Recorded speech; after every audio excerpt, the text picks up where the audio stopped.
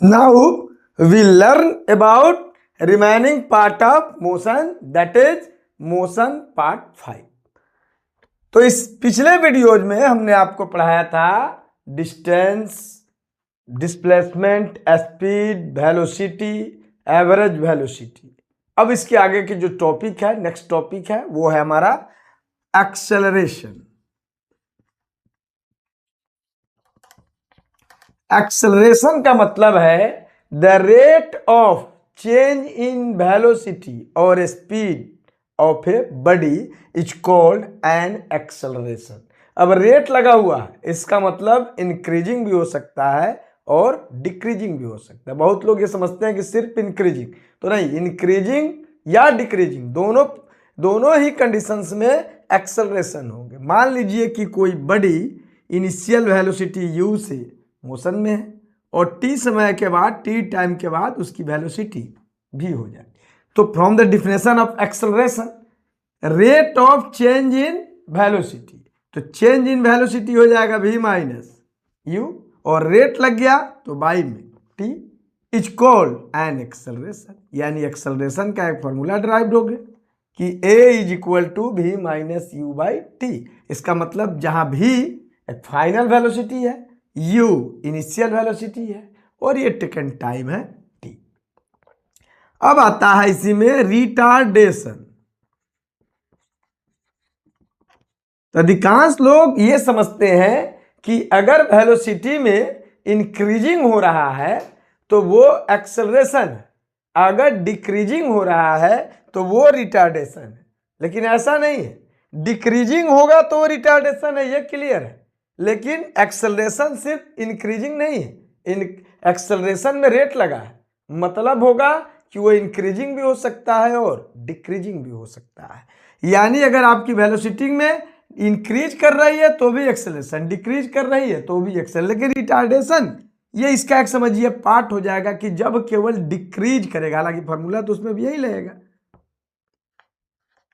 लेकिन फॉर्मूला यही लगेगा। अब दिक्कत है कि v का वैल्यू जो होगा वो u के वैल्यू से, v का जो वैल्यू होगा वो u के वैल्यू से लेस हो जाएगा, मतलब वेलोसिटी डिक्रीज होगी, तो जाहिर है कि इसका वैल्यू निगेटिव में आएगा। इसलिए इसे हम दूसरे रूप में निगेटिव एक्सेलरेशन कह सकते हैं।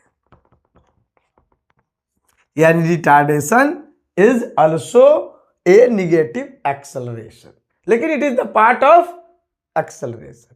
That is all the retardation is also an acceleration, but all the acceleration is not a retardation। यानी जितने भी रिटार्डेशन है वो ऑलरेडी एक्सेलरेशन है, लेकिन जो सब जितने भी एक्सेलरेशन है वो रिटार्डेशन हो ये जरूरी नहीं। अब आते हैं आगे, यूनिफॉर्म जो चीजें हैं उसमें सभी चीजें आ जाती है। यूनिफॉर्म स्पीड हो सकता है, यूनिफॉर्म वेलोसिटी हो जाता है और यूनिफॉर्म एक्सेलरेशन भी हो सकता है। तो जैसे आप जानते हैं कि स्पीड का रिलेशन डिस्टेंस और टाइम से है और वेलोसिटी का डिस्प्लेसमेंट और टाइम से है और एक्सेलरेशन का वेलोसिटी कहिए या स्पीड कहिए और टाइम से। तो जैसे अगर आपसे यूनिफॉर्म स्पीड, इसे दूसरे रूप में आप यूनिफॉर्म मोशन भी कहते हैं, यूनिफॉर्म स्पीड का डिफिनेशन पूछा जाए तो कंफर्म में देखिए डिस्टेंस और टाइम से इसका रिलेशन है। तो आप बताएंगे कि when a body travels equal distances in equal intervals of time then its speed is called uniform speed. जैसे मान लीजिए कि कोई ऑब्जेक्ट, कोई बॉडी है जो 1 घंटा में 20 किलोमीटर जा रहा है, फिर अगले 1 घंटा में यानी टोटल 2 घंटा में 40 चल जा रहा है, फिर 3 आवर में आपको 60 चला जा रहा है, यानी हर पर आवर में वो 20 किलोमीटर डिस्टेंस ट्रेवल कर रहा है।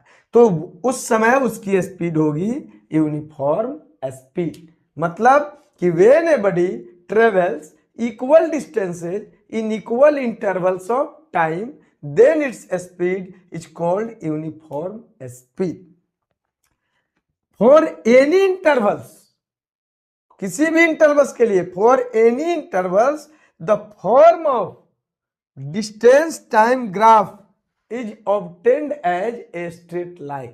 यानी चाहे वो इंटरवल कितना हो, छोटा या कितना हो, बड़ा क्यों ना हो, जब अगर वो यूनिफॉर्म स्पीड होगा तो डिस्टेंस टाइम का जो हम ग्राफ प्लॉट करेंगे, डिस्टेंस टाइम के वैल्यू का जब हम ग्राफ प्लॉट करेंगे तो वो हमेशा एक स्ट्रेट लाइन के ही रूप में प्राप्त होगा। और the slope of this graph gives the value of uniform speed.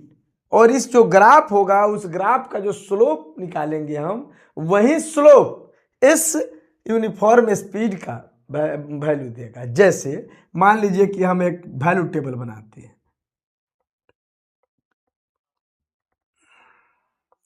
जिसमें हमने इसमें डिस्टेंस मान लिया और इसमें टाइम लिया। मान लीजिए ये 5 सेकेंड है तो 10 किलोमीटर पर गया, या मीटर पर लिखिए। और ये 10 है तो ये आपको 20 हो गया, और ये 15 है तो ये 30 हो गया, ये 20 है तो ये 40 हो गया। क्लियर है? तो अब इसका हम अगर ग्राफ प्लॉट करते हैं, हालांकि ग्राफ पेपर पर प्लॉट करना होगा, हम एज ए नॉर्मल बता रहे हैं। इसका मतलब है कि ये आपको एक्स एक्सिस पर हमने टाइम को ले लिया, और वाई एक्सिस पर, सॉरी वाई एक्सिस पर, एक्स एक्सिस पर टाइम को ले लिया, और वाई एक्सिस पर आपको ले लिया डिस्टेंस को। जाहिर है अगर स्टैंडर्ड फॉर्म में लिखते हैं तो डिस्टेंस को हम मीटर में ले लेते हैं और टाइम को सेकेंड में लेते हैं। तो देखिए यहाँ 5 सेकेंड में, यानी 5 सेकेंड में 10 मीटर डिस्टेंस कवर किया, फिर 10 सेकेंड में 20, और 15 में 30, और 20 में 40। इसका ग्राफ प्लॉट कर दिए, एकदम स्ट्रेट लाइन आ गया। तो इसका जो स्लोप निकलेगा वही आपके यूनिफॉर्म स्पीड का वैल्यू देगा।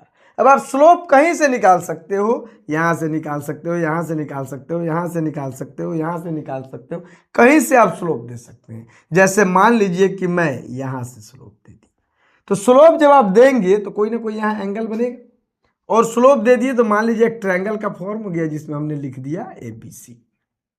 तो जनरल तौर पर यहां लिखाएगा कि uniform speed is equal to slope of distance time graph. अब वैसे तो स्लोप का मतलब tan थीटा होता है, लेकिन यहाँ tan थीटा का तो प्रयोग करना नहीं है आपको, तो आप लिख सकते हैं परपेंडिकुलर बाय बेस। तो इस एंगल के लिए परपेंडिकुलर आपका BC हो गया, बेस आपका AB हो गया।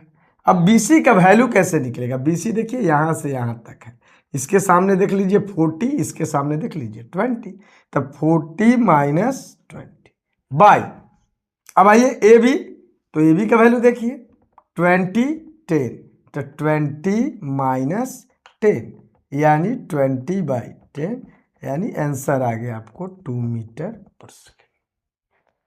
और ये यूनिफॉर्म स्पीड का वैल्यू। और ऐसा नहीं है, अगर आप स्लोप यहाँ से हम लिए हैं, अगर आप यहाँ से लेके बनाते फिर भी आंसर उतना ही आएगा, यहाँ से लेके बनाएंगे तो भी आंसर उतना ही आएगा। आप जहाँ भी स्लोप लीजिए आंसर में कोई चेंजिंग नहीं होगी, आंसर आपको उतना ही। फिर से आप अगर आते हैं आप यूनिफॉर्म वेलोसिटी,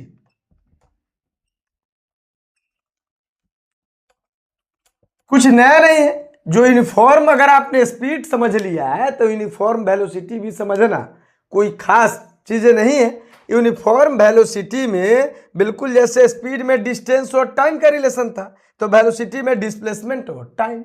डिफिनेशन उसी तरह से बोलेंगे कि when a body displaced by equal distances in equal intervals of time, then its velocity is called uniform velocity। अगर कोई बॉडी एक इक्वल इंटरवल्स ऑफ टाइम में अगर इक्वल डिस्टेंस से डिस्प्लेस्ड होता है तो उसकी वेलोसिटी यूनिफॉर्म वेलोसिटी कहलाती है। ठीक उसी तरीके से इसमें जो है आपको डिस्प्लेसमेंट और टाइम का जो ग्राफ होगा, ग्राफ का जो फॉर्म होगा बिल्कुल स्ट्रेट लाइन है, जैसा कि आप देख सकते हैं। चीज वही है, यहाँ उसी तरीके से हमने टाइम एक्सेस को लिया, यहाँ हमने डिस्प्लेसमेंट ले लिया। डिस्प्लेसमेंट मीटर में हो जाएगा, टाइम सेकेंड में हो जाएगा, वही वैल्यू पुट करते हैं, सेम प्रोसेस होगी, केवल 5 हो गया, 10 हो गया, 15 हो गया, 20 हो गया। यहाँ आपको चेंज कर देते हैं, जैसे 20 हो गया, 40 हो गया, 60 हो गया, 80 हो गया। फिर वहाँ यहाँ लिखेंगे uniform velocity is equal to slope of graph या slope of distance time graph. फिर वही स्थिति है, is equal to tan theta, लेकिन tan थीटा का मतलब p/b। अब फिर आप लीजिए, कहीं से भी आप ले लीजिए स्लोप। अब की बार मैं यहां से स्लोप ले लेता हूं, यहां नाम हो गया ABC, तो जाहिर है फिर से आ जाएगा BC/AB, और BC का वैल्यू फिर से 80 - 20, और AB का मतलब 20 - 5 यानी 60/50। ये जो वैल्यू आ गया आपको यूनिफॉर्म वेलोसिटी का वैल्यू आ गया। अब अगले वीडियोज में आएंगे यूनिफॉर्म एक्सेलरेशन, जिसका रिलेशन वेलोसिटी और टाइम ग्राफ से है। इसमें ये स्लोप से जो यूनिफॉर्म वेलोसिटी का तो वैल्यू, यूनिफॉर्म एक्सेलरेशन का तो वैल्यू निकलेगा ही, साथ ही साथ ट्रेवल डिस्टेंस का भी वैल्यू निकलेगा, जिसे हम अगले वीडियोज में लेकर आएंगे। तब तक के लिए थैंक यू।